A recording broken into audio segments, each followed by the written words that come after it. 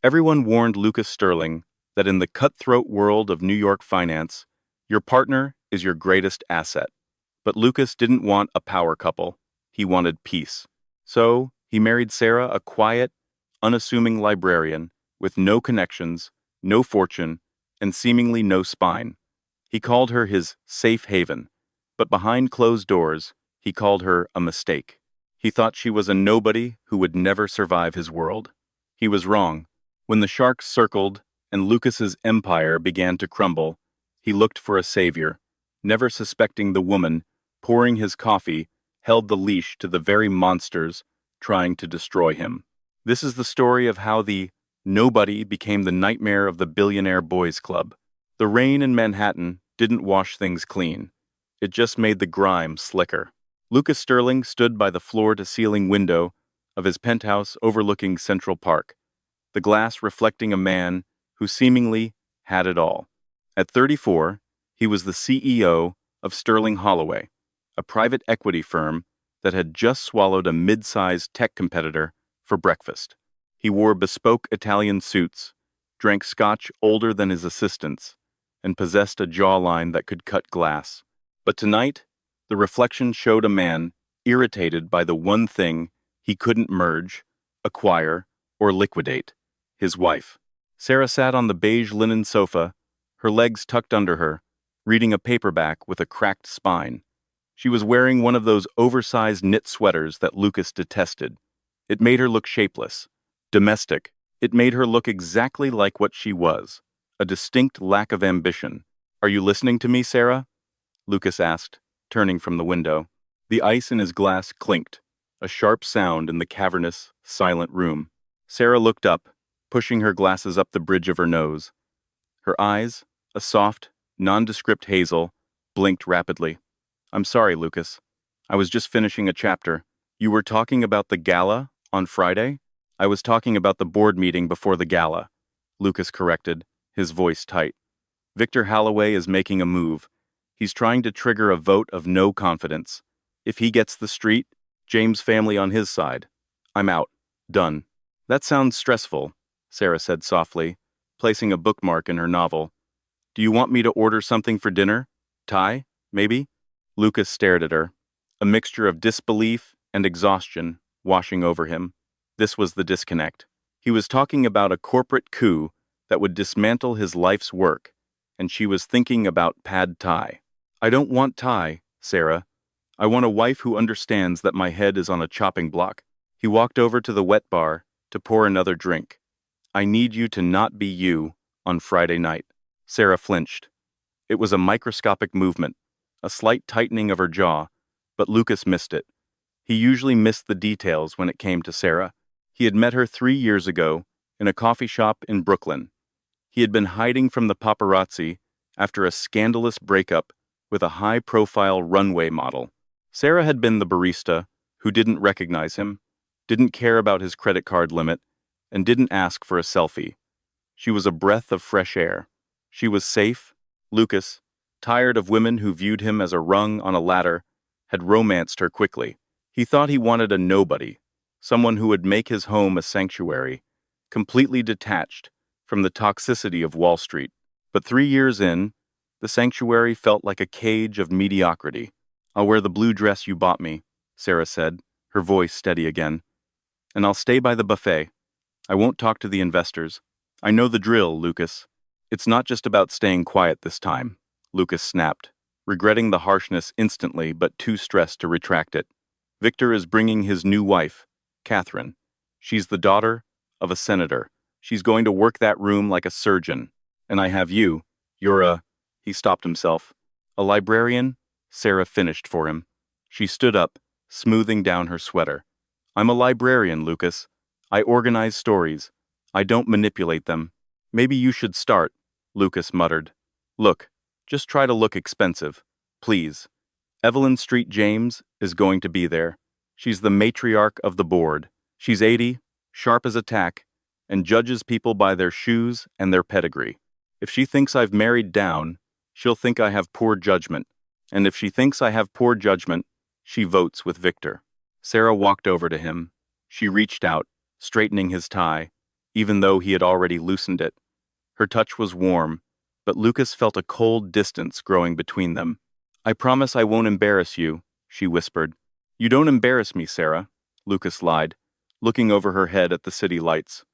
"I just wish, for once, you could be an asset." He didn't see the way her eyes darkened, shifting from hazel to something harder, like flint. He didn't see the way her fingers lingered on the knot of his tie, almost like a noose. "Asset," she repeated, testing the word on her tongue. "Okay, Lucas, I'll be an asset." The next morning, the Sterling Holloway headquarters was buzzing with the kind of nervous energy that preceded a bloodbath. The glass-walled conference rooms were filled with frantic analysts, and the coffee machines were working overtime. Lucas marched into his office, his assistant, Jessica, trailing him with an iPad. "Victor has been in the building since 6 a.m., Jessica whispered, her face pale. "He's having a private breakfast with Daniel Ross." Lucas stopped dead.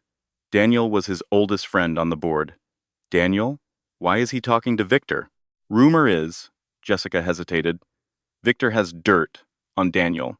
Something about offshore accounts in the Caymans. If Victor turns Daniel, you lose the majority." Lucas slammed his briefcase onto his mahogany desk. "Get me Daniel on the phone, now." "I tried. He's not answering." Lucas raked a hand through his hair. The walls were closing in. He looked at the framed photo on his desk. It wasn't of Sarah.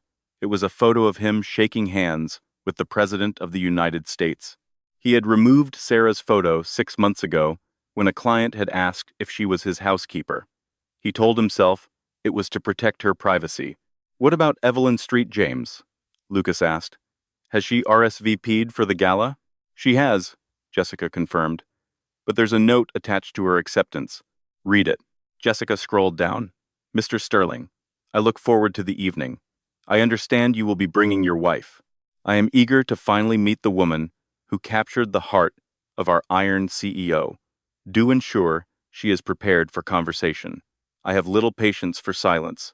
Lucas groaned, sinking into his leather chair. Conversation. Evelyn Street James wanted to discuss art history, geopolitical economics, and the nuances of polo. Sarah's last conversation with him was about whether they should get a cat or a dog. "She's going to eat Sarah alive," Lucas murmured. "And then she's going to eat me." He spent the rest of the day in a haze of strategy meetings, trying to whip votes, but the tide was turning. Victor Holloway was charismatic, ruthless, and currently winning. Victor was selling the board a vision of aggressive expansion, while Lucas was preaching stability. In a market hungry for returns, stability sounded like stagnation. At 7 p.m., Lucas left the office, his headache pounding. He decided to stop by a jewelry store on Fifth Avenue. He needed armor for Sarah. If she couldn't speak the language, she at least needed to look the part. He bought a diamond necklace that cost more than Sarah's childhood home. It was cold, heavy, and undeniably impressive. When he got home, the apartment was dark. "Sarah?" he called out. No answer. He walked into the kitchen. On the counter sat a single piece of paper. It wasn't a note. It was a flyer. The Street James Charity Auction, benefiting literacy in underserved communities. Lucas frowned. Why did Sarah have a flyer for a Street James event? He flipped it over. On the back, in Sarah's neat, looped handwriting, was a list of names. Asterisk, Victor Holloway. Leverage. The scandal in 2018. Asterisk, Daniel Ross. Leverage. Loyalty versus fear. Asterisk, Evelyn Street James. Leverage. The music box. Lucas stared at the paper. The handwriting was unmistakably Sarah's, but the content was alien. Leverage? What did Sarah know about Victor's 2018 scandal? Even the press had buried that. And what was the music box? The front door clicked open. Lucas spun around, hiding the paper behind his back. Sarah walked in. She looked different. She wasn't wearing the shapeless sweater. She was wearing a sharp, tailored black blazer and trousers. Her hair, usually in a messy bun, was blown out straight. She looked capable. "Where were you?" Lucas asked, his voice wavering slightly. "Library," Sarah said, kicking off her heels. "Just doing some research. Research on what? She looked him dead in the eye, and for the first time, Lucas felt a shiver of unease. On assets, Lucas. You asked me to be an asset. She walked past him to the fridge, grabbing a bottle of sparkling water.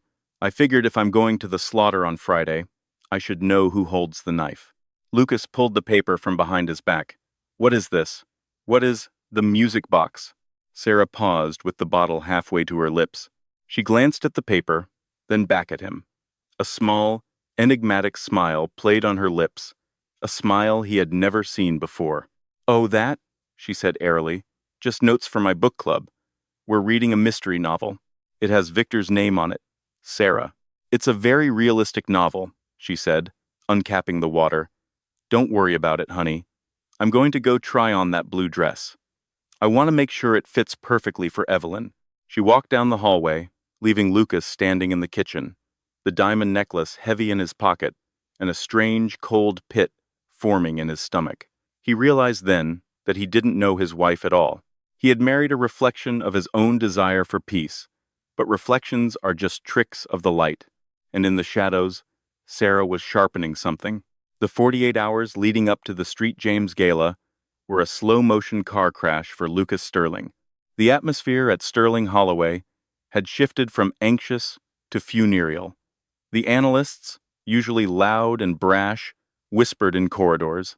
The secretaries avoided eye contact. It was the smell of a regime change. Victor Holloway was strutting. That was the only word for it. He walked the halls of the firm like he had already commissioned the decorators to redo the executive suite.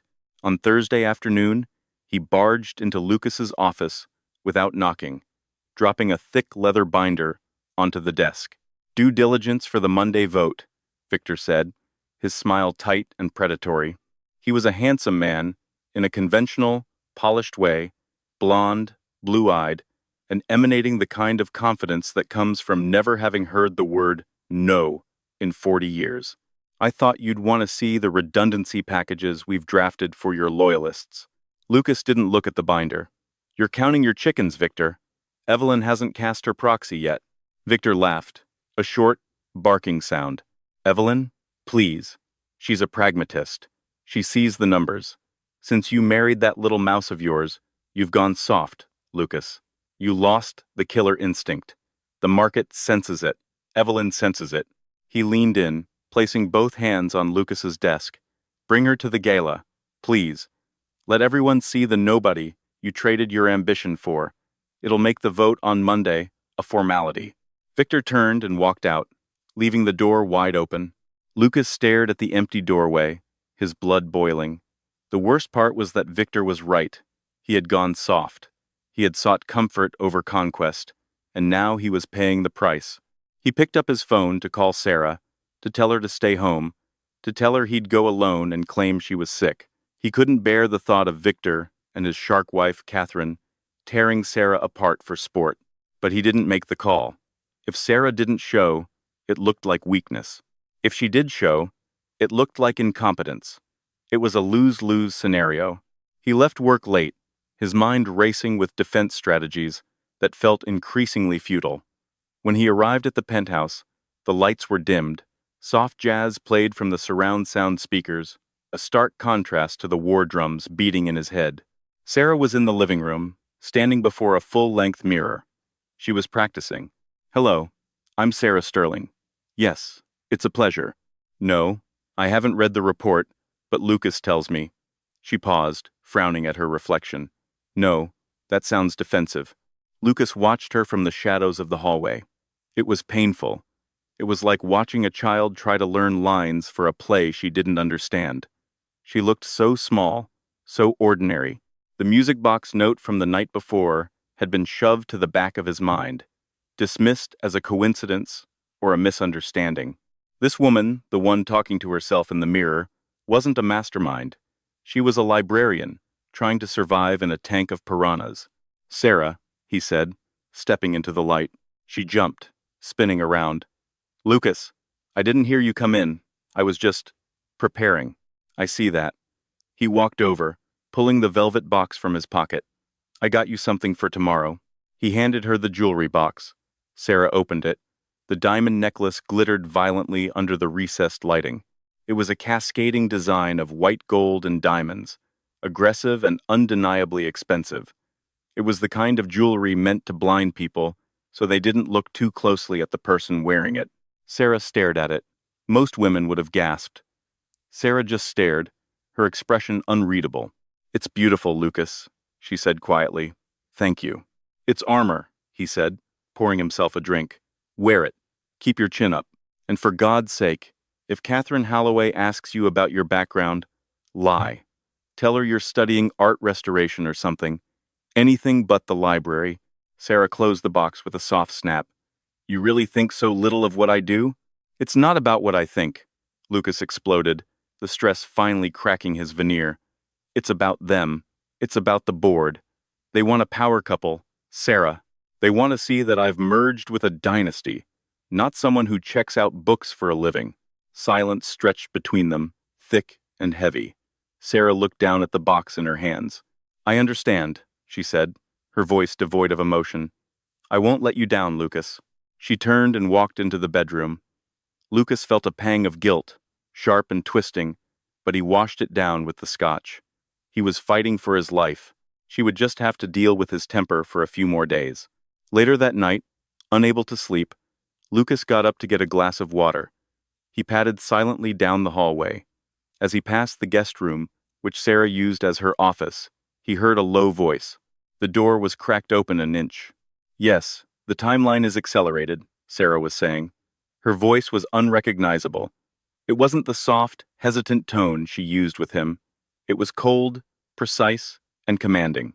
"No, I don't care about the collateral. Trigger the audit." "Yes, tonight." Lucas froze. "Trigger the audit? And regarding the Street James file," Sarah continued, "ensure the provenance of the blue heron is clear. I'm playing that card tomorrow. Yes. Goodbye." There was the sound of a phone being set down. Lucas stood there, his heart hammering against his ribs. Audit? Street James file? Blue heron? This wasn't book club talk. This was the vernacular of high-stakes corporate warfare. He pushed the door open. Sarah was sitting at the desk, illuminated only by the glow of a laptop screen. She wasn't wearing her glasses. She looked up, and for a split second, Lucas saw a stranger. Her eyes were sharp, alert, and dangerous. Then, the mask slipped back into place. She blinked, grabbing her glasses from the desk and sliding them on. She hunched her shoulders, instantly becoming smaller. "Lucas?" she squeaked. "Is everything okay?" "Who were you talking to?" Lucas demanded, stepping into the room. "My sister," Sarah stammered.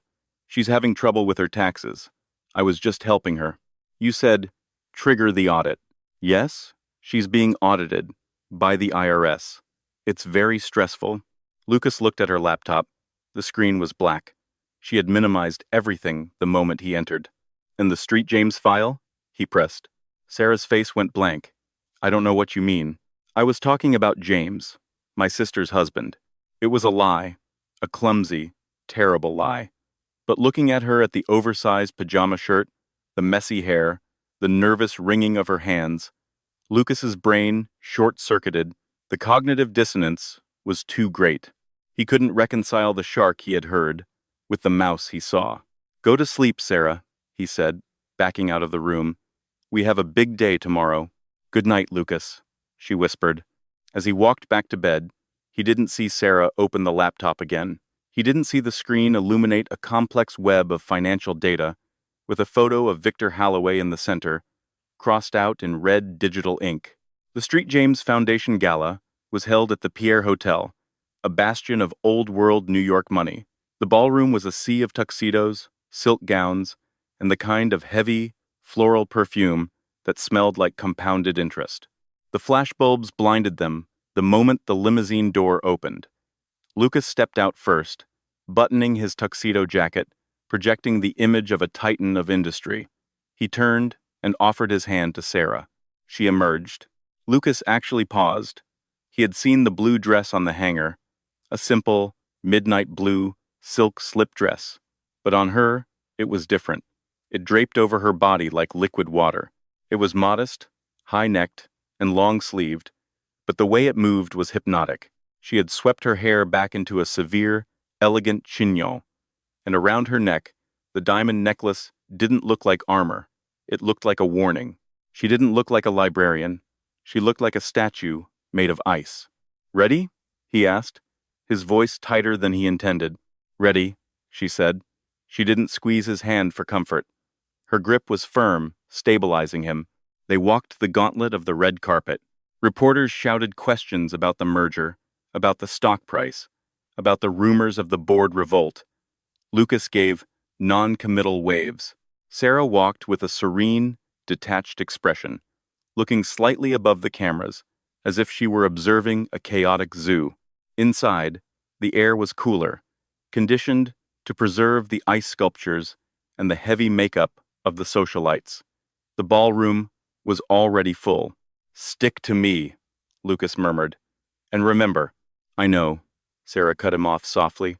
"Silence is golden." They hadn't made it 10 feet before the sharks arrived. Lucas and the lovely Sarah. Victor Halloway approached them, holding a flute of champagne. Hanging on his arm was Catherine.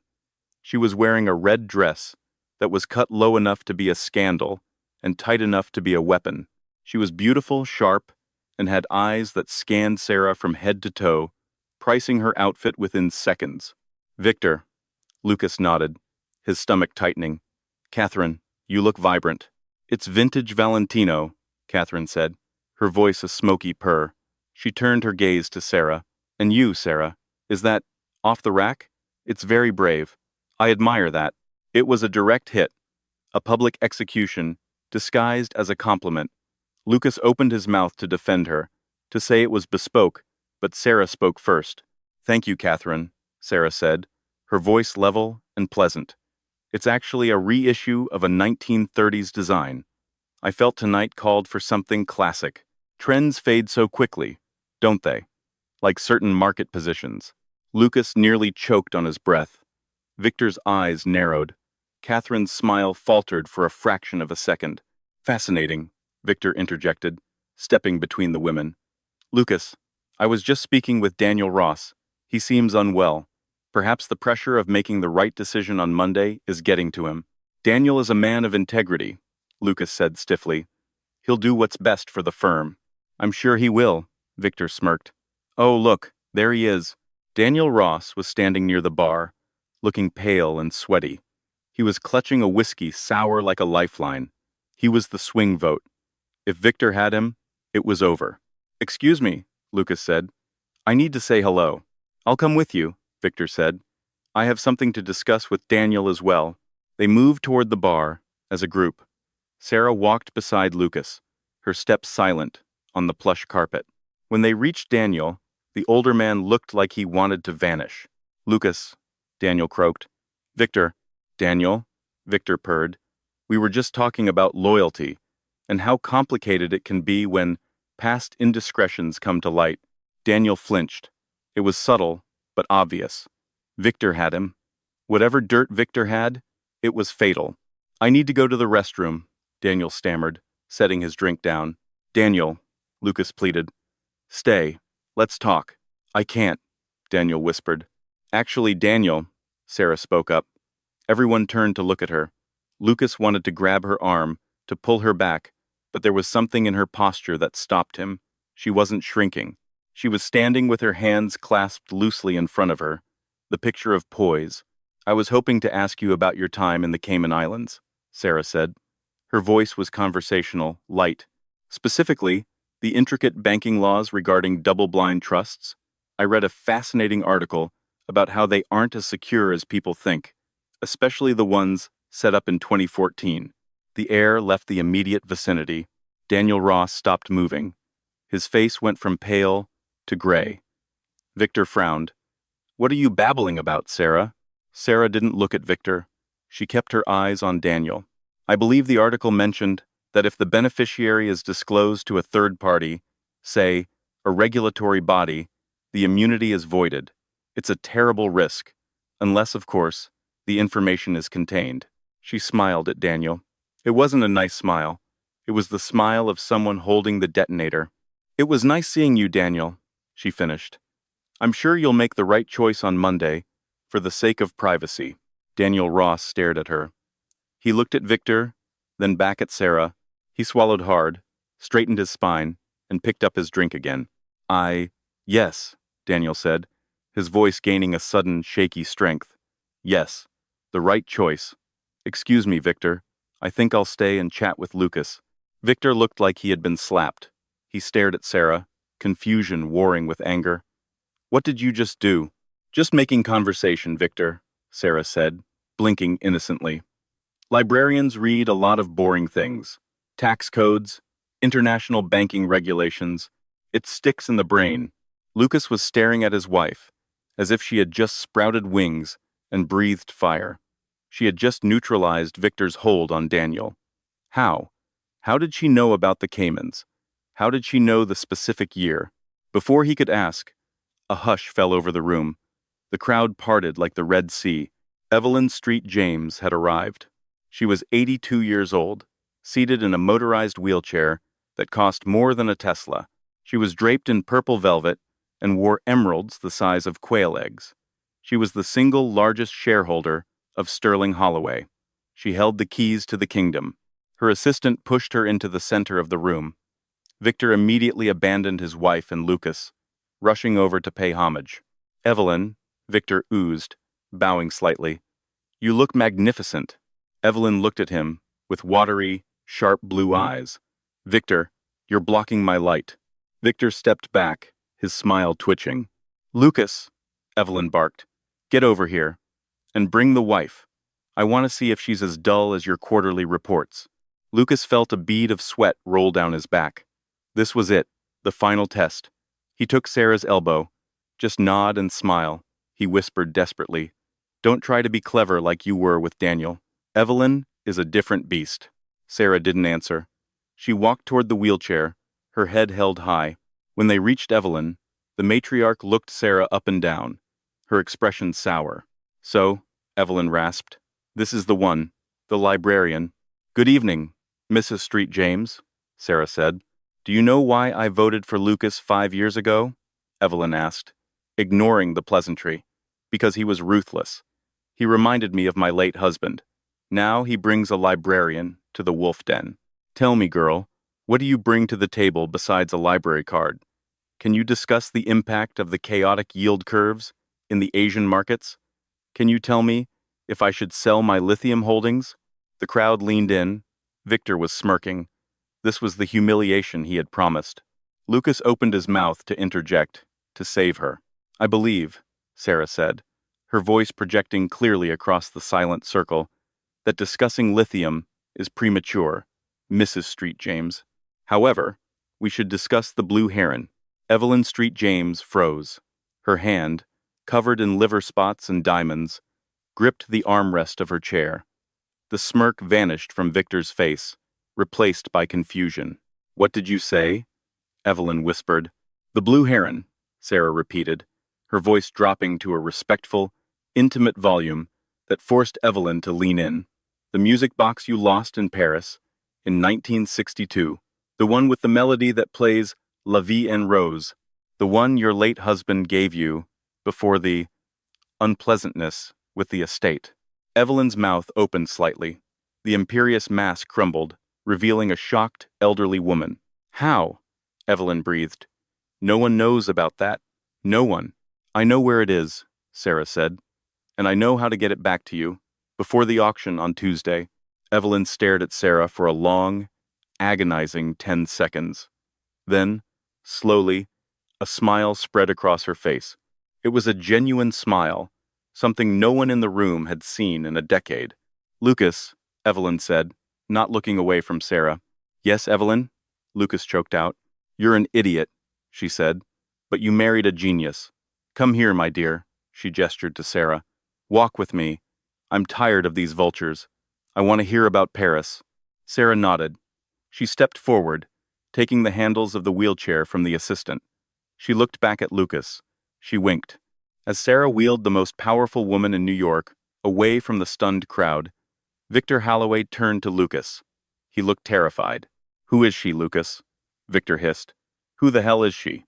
Lucas took a sip of his champagne. His hand was shaking, but he felt a strange, wild exhilaration rising in his chest. I have no idea, Lucas said honestly, but I think she's winning. The limousine ride back to the Upper East Side was quieter than a tomb, but the air inside was thick enough to choke on. Lucas stared out the tinted window, watching the blur of city lights, yellow taxis, neon bodega signs, the wet asphalt. Beside him, Sarah was scrolling through her phone, the blue light illuminating a face that suddenly looked like a stranger's. She wasn't the woman who cried during Kodak commercials. She wasn't the woman who got anxious ordering pizza over the phone. She was someone else. When they entered the penthouse, the silence shattered. Lucas tossed his tuxedo jacket onto the floor, a rare act of disorder for a man obsessed with control. Start talking, Lucas said, loosening his tie with a violent jerk. And don't give me the book club nonsense. You played Evelyn Street James like a fiddle. You terrified Daniel Ross. Who are you, Sarah? Sarah walked over to the side table and poured herself a glass of water. She took a long sip, then turned to face him. She took off her glasses, folding them deliberately. I'm your wife, Lucas. Ideally, that would be enough. It's not enough, Lucas shouted, his voice echoing off the high ceilings. My wife is a librarian. My wife doesn't know about offshore accounts in the Caymans or missing heirlooms from 1962. You humiliated Victor. You turned the board. You're a shark, Sarah, and I thought I married a dolphin. Sarah seethed. She sat down on the arm of the sofa, the silk dress pooling around her. I was never a dolphin, Lucas. You just wanted me to be one. You were so desperate for a normal life that you projected normalcy onto me. I just let you. So, what? You're a spy? No, not a spy. She looked at her hands. Before I was Sarah the librarian, I was Sarah Keene. Does the name ring a bell? Lucas frowned. Keene? No, it wouldn't. We were the help. My mother was the head housekeeper for the street, James Estate in the Hamptons, for 30 years. I didn't grow up reading books in a library, Lucas. I grew up in the servants' quarters of the most powerful families in America. Lucas stared at her, the pieces slowly clicking into a jagged picture. I saw everything, Sarah continued, her voice soft but steely. I saw the affairs, the bribes, the hidden safes, the whispered arguments in the library when they thought no one was listening. I learned that information is the only currency that matters. When I was 20, I started working as let's call it a research consultant for a crisis management firm. Rich people make messes. I found the leverage to clean them up. The blue heron, Lucas whispered. Evelyn's husband gave it to his mistress, Sarah said, matter-of-factly. Evelyn knew it was gone, but she didn't know where. I tracked it down years ago for a client, but never used the intel. I saved it, just in case. And the Cayman accounts? Daniel Ross leaves his password on a sticky note under his keyboard. He has since 2010. Some habits never die. Lucas sat down heavily on the coffee table, facing her. He felt dizzy. So, the last 3 years, was it real? Or was I just a job? Sarah's expression softened. She reached out, cupping his face. Her hands were warm, familiar. It was real, Lucas. That's the twist. I quit that life because I hated it. I hated the manipulation. I met you, and you didn't want anything from me. You didn't want dirt on arrival. You just wanted coffee. It was the first time I felt clean. I became a librarian because I wanted to protect stories, not exploit them. But tonight, you were in trouble, Sarah said, her eyes hardening. I can play the mouse, Lucas. I'm very good at it. But if someone tries to burn down my house, I will remind them why they should be afraid of the dark. Lucas looked at her, really looked at her. He saw the intelligence he had mistaken for shyness, the observation skills he had mistaken for passivity. He felt a surge of fear, but beneath it, a powerful current of awe. Victor won't stop, Lucas said. He was embarrassed tonight. He'll come at us harder on Monday. I know, Sarah said, standing up. He's going to try to discredit me. He'll dig into my past. He won't find Sarah Keene, the fix-it girl, because I buried her deep, but he will try to fabricate something. She walked over to the desk in the corner, the one she usually used for scrapbooking, and opened a drawer. She pulled out a sleek, black hard drive. "We have 36 hours until the vote," Sarah said. "Victor thinks this is a boardroom battle. It's not. It's a street fight. Are you ready to take the gloves off, Lucas?" Lucas looked at the hard drive, then at his wife. The nobody he had married was effectively the most dangerous person in his zip code. He stood up and unbuttoned his collar. "Put the coffee on," he said. "Walk me through it." Sunday passed in a blur of caffeine and data. The penthouse was transformed into a war room. Sarah connected her laptop to the main television screen, displaying a complex web of Victor Halloway's connections. "Victor is over-leveraged," Sarah explained, pointing to a series of shell companies. "He's been borrowing against his personal shares in Sterling Holloway to fund a failing real estate project in Dubai. If the stock price drops, he gets margin called. He's bankrupt. That's why he wants the merger," Lucas realized. "He needs the immediate payout to cover his losses." "Exactly. But we can't just leak this. If we leak it, the stock tanks, and everyone loses, including Evelyn. We need to perform a surgical strike." While Sarah strategized, across town, Victor Halloway was indeed desperate. He was sitting in the back of a smoky cigar bar in Midtown, meeting with a man named Gorski. Gorski was a private investigator who specialized in mudslinging. "I can't find anything on a Sarah Sterling," Gorski grunted, sliding a thin manila folder across the table. "She's a ghost. Birth certificate in Ohio, college degree from a state school, library card. Clean. Too clean." "No one is that clean," Victor snapped, his face flushed with bourbon and rage. "She knew about Ross. She knew about Street James. She's an operative. Find me something, Gorski, or make it up." "Make it up? She's a fraud," Victor hissed. "Plant a story. Tell the press she's a honey trap sent by our competitors. Tell them she's having an affair with the CFO. I don't care. Just give me something to destroy her credibility before the vote at 9 a.m. tomorrow. If the board thinks Lucas is compromised by a corporate spy, they'll oust him." Gorski nodded slowly. "It'll cost you double for a fabrication. Just do it." Victor sat back, smoke curling around his face. He would burn Lucas Sterling to the ground, even if he had to use scorched earth tactics to do it. Monday morning in the financial district was gray and rainy, matching the mood inside the Sterling Holloway boardroom. The long mahogany table was seated with 12 of the most powerful people in finance. Evelyn Street James sat at the head, her wheelchair positioned like a throne. She looked frail, but alert. Lucas sat at the opposite end. He looked tired, dark circles under his eyes, but he was calm. Beside him, the chair usually reserved for the CFO was empty. Victor Halloway strode in at 8:58 a.m. He looked victorious. He was carrying a stack of dossiers. "Good morning, everyone," Victor boomed. "Before we begin the vote on the merger and the leadership of this firm, I must bring a grave matter to your attention." The room fell silent. Evelyn raised an eyebrow. "Go on, Victor," Evelyn said. "We're listening." Victor tossed the dossiers onto the table. They slid down the polished wood, stopping in front of the board members. "We have a security breach," Victor announced, his voice grave. "Lucas's wife, Sarah. I had my suspicions after her unusual display at the gala. I had her investigated.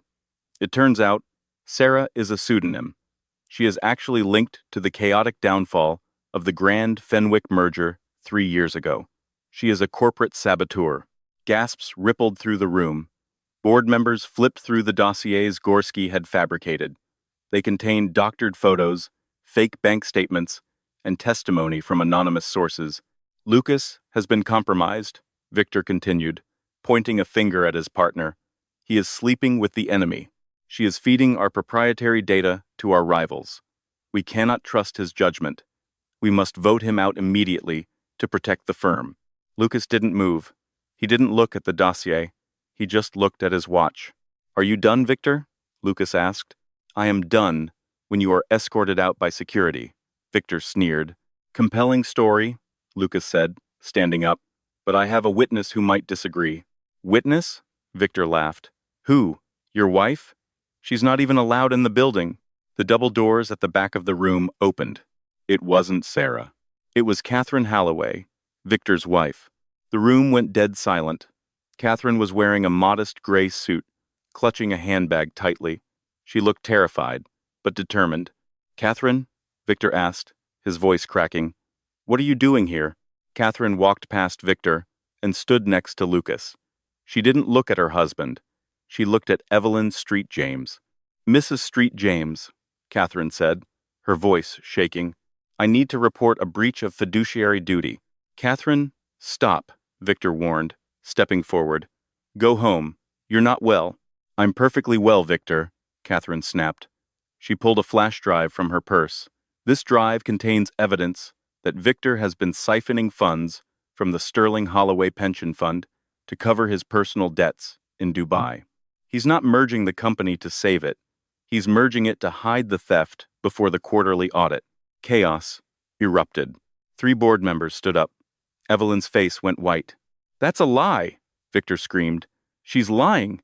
Lucas put her up to this." "And," Catherine continued, raising her voice, "he hired a private investigator yesterday to plant fake evidence against Sarah Sterling. I heard the phone call. I couldn't let him destroy innocent people anymore." Victor lunged toward Catherine, his face purple with rage. "You traitorous spy." "Sit down, Victor." The voice came from the doorway. This time, it was Sarah. She stood there, not in a librarian's cardigan, and not in a ball gown. She wore a sharp, navy power suit that matched Lucas's. She held a tablet in her hand. "Security is already on the way," Sarah said calmly, walking into the room. She plugged her tablet into the room's projector system. The screen behind Evelyn lit up. It wasn't a spreadsheet. It was a video. It was grainy footage from a security camera inside the cigar bar from the night before. It showed Victor handing the envelope to Gorski. The audio was clear. "Make it up. She's a fraud. Just give me something to destroy her." The video froze on Victor's snarling face. Sarah turned to the board. "My name is Sarah Sterling. Before that, I was Sarah Keene. I worked in crisis management. I know a cleanup job when I see one. And Victor Holloway is the mess." She looked at Victor, who was now leaning against the wall, looking like he was about to vomit. "You underestimated the nobody, Victor," Sarah said, her voice ice cold. "You thought because I was quiet, I was weak. You forgot that the quietest people are the ones who hear everything." Evelyn Street James cleared her throat. The sound cut through the tension like a knife. "I move for an immediate vote," Evelyn said, her voice trembling with rage, "to remove Victor Holloway from the board and to press criminal charges for embezzlement." "Seconded," Daniel Ross said, almost leaping from his chair. "All in favor?" Every hand in the room went up. Even Victor's allies abandoned him. 2 security guards entered the room. "Mr. Holloway," one said, "please come with us." Victor looked at Catherine. She refused to meet his eyes. He looked at Lucas. Lucas was stone-faced. Finally, he looked at Sarah. "You?" he spat. "You're a witch." "I'm a librarian," Sarah corrected, with a small, sharp smile. "And your story is overdue. It's time to pay the fine." As Victor was dragged out, shouting obscenities, the room exhaled. Evelyn turned her wheelchair to face Lucas and Sarah. "Well," Evelyn said, a glint of amusement returning to her eyes. That was certainly more entertaining than a yield curve analysis. She looked at Sarah. "My dear, I don't know who you really are, and quite frankly, I don't care. You saved this firm, and you got me my music box back. It will be delivered this afternoon," Sarah promised. Lucas put his arm around Sarah's waist. He felt the tension leaving her body. She leaned into him, just slightly. "Meeting adjourned," Lucas said. The heavy oak doors clicked shut behind the last security guard, leaving Lucas and Sarah alone in the vast, windowless boardroom. The air still smelled of stale coffee and the ozone scent of sudden violence. Lucas leaned back against the mahogany table, his knuckles white as he gripped the edge. He felt like he had just stepped off a derailed roller coaster. Sarah, meanwhile, was calmly unplugging her tablet from the projector system. She wound the cord with precise, steady movements, as if she were simply tidying up the book returns cart at the library. "You should call Jessica," Sarah said, without looking up, her voice even. "The press release needs to go out. Leadership transition due to health reasons is the standard euphemism. Unless you want to go scorched earth and release the embezzlement details. Lucas stared at her, disoriented. Sarah. She finally looked up. Her face was guarded, her eyes still sharp from the battle. Yes? Who are you? Lucas asked. It wasn't an accusation, but a plea.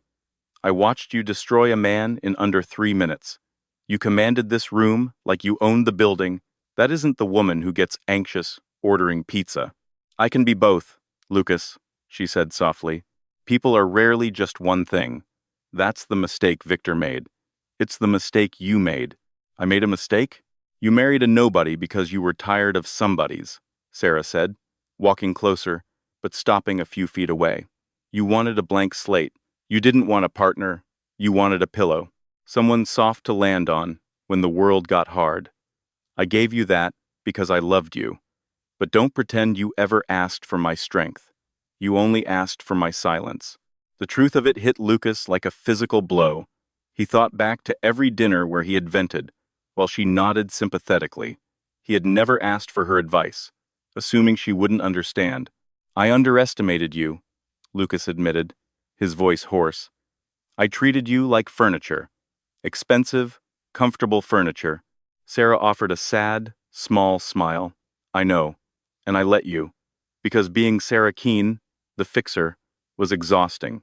I wanted to be Sarah Sterling. I wanted to believe that a quiet life was possible. Is it?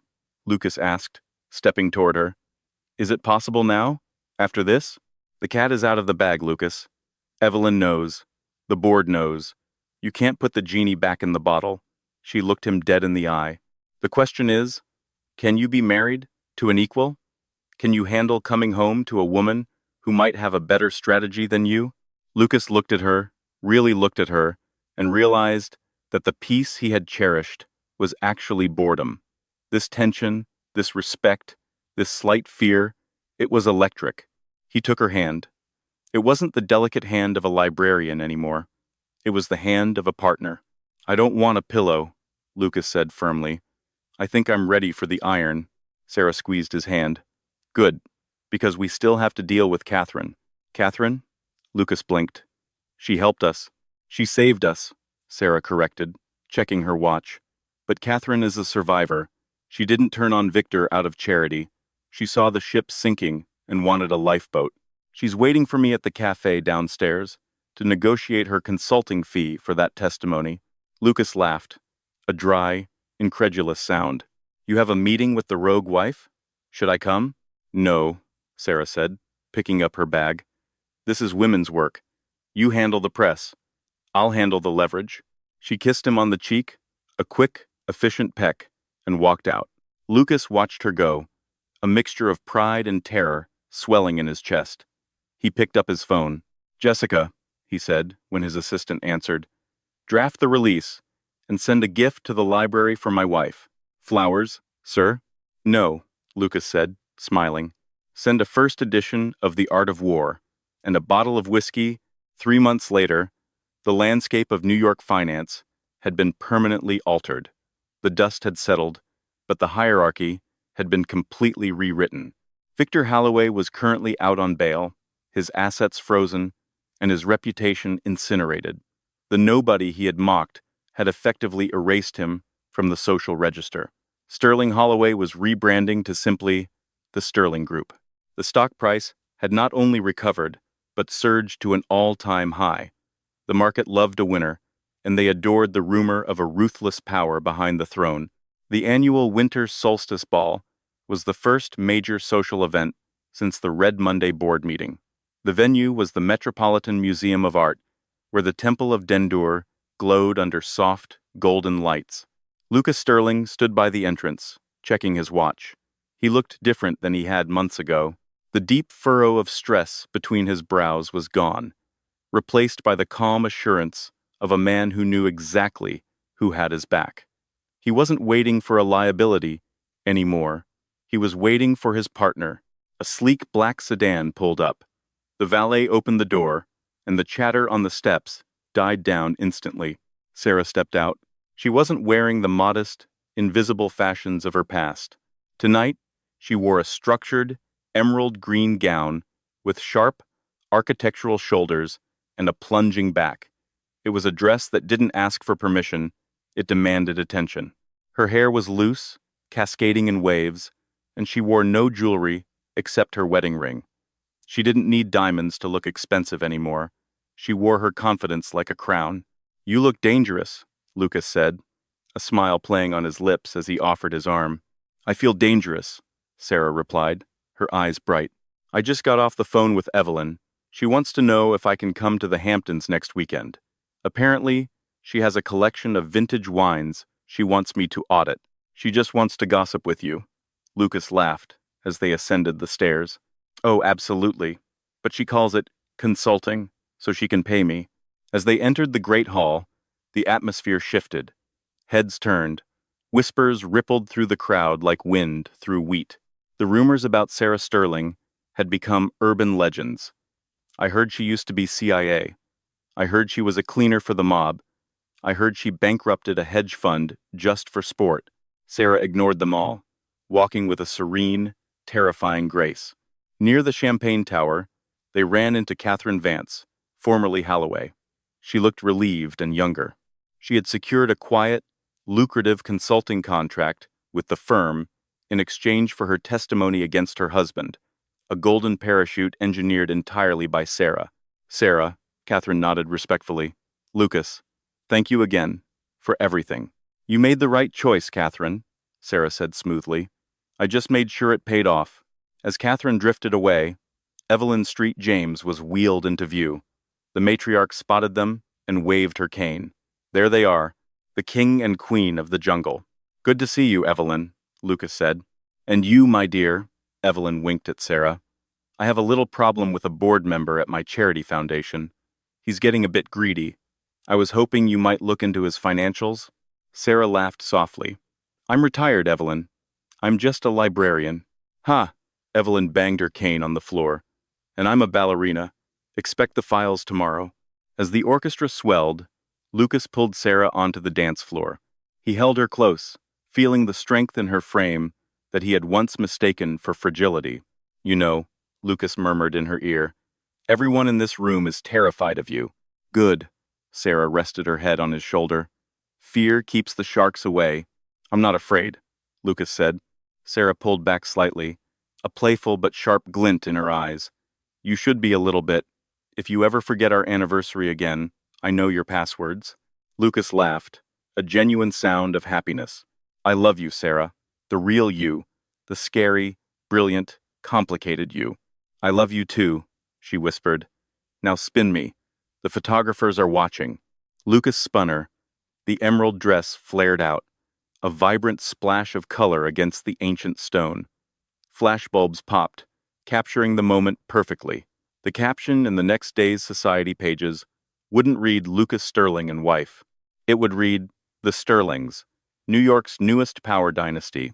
The nobody had not only survived the world of the somebodies, she had conquered it, rewriting the story on her own terms. And that is the incredible story of how Sarah Sterling went from being dismissed as a nobody to becoming the most feared woman in New York finance. It's a powerful reminder that you should never mistake silence for weakness or kindness for naivety. Lucas thought he was protecting Sarah, only to find out she was the one protecting him all along.